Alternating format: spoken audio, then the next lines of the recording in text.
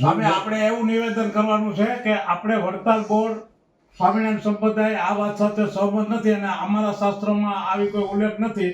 એ બદલ વડતાલ બોર્ડ જે કાંઈ વાત થઈ છે એ માફી માંગે છે, બસ સંતવતી.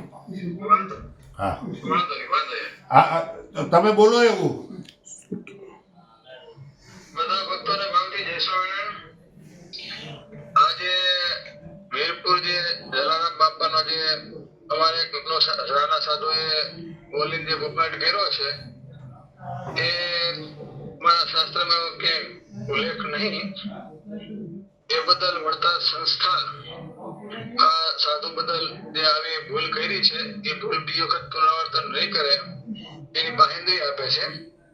અને આ જે થઈ ગયું છે બહુ ખોટું થયું છે એ વડતાલ સંસ્થા પૂરી રીતે જાણે છે. એટલે અહીંના અમારા બધા સંતો અને હરિભક્તોને આ બાબતનું દુઃખ છે.